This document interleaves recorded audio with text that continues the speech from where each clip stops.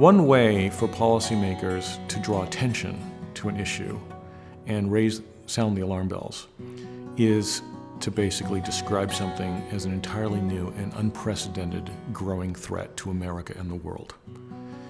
It's harder to do that when you bring in history and show patterns rather than radical change. So much of what we today think of as new and different about illicit trade, transnational crime, border smuggling, trafficking of all sorts, actually has really important historical precedents.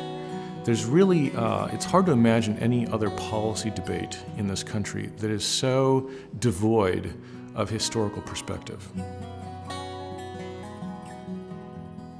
One story that comes out, especially in the early history, is the intimate connection between war and smuggling. And that is true of the 7 Years' War in the late colonial period, which basically was a long, extended, brutal war between Britain and France over control of North America. And part of the reason that war lasted so much longer than the British expected, they won, but they ended up financially exhausted by it, was that the American colonists were enriching themselves by supplying the French while also helping the British fight the French. And so this was trading with the enemy, right? An old practice, but American merchants perfected it. On the immigration front, all the attention today, not surprisingly, is on Mexican migration across the US-Mexico border. But again, looking back longer, more deeply historically, the real origins of unauthorized migration to the United States is really the aftermath of the Chinese Exclusion Act in the late 19th century, where they had at one point an open door for maritime arrival of Chinese laborers, primarily through San Francisco.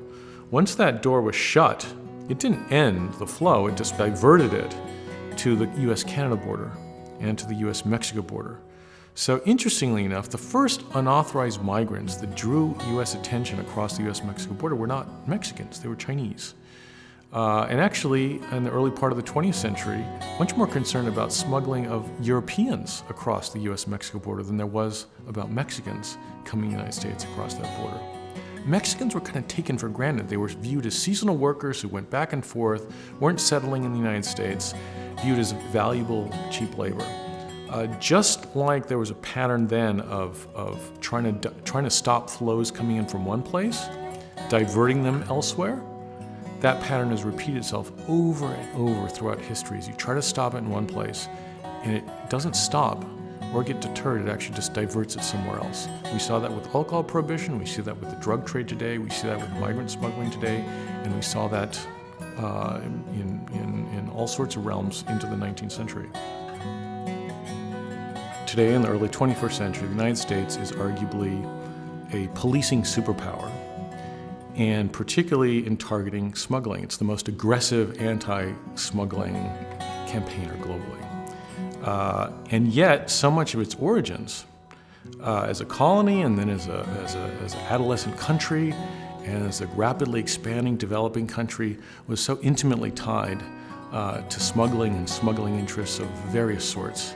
This is not to suggest that smuggling was the only and most important aspect, but it's an aspect that needs a lot more attention and should be more front and center in how we remember our founding story.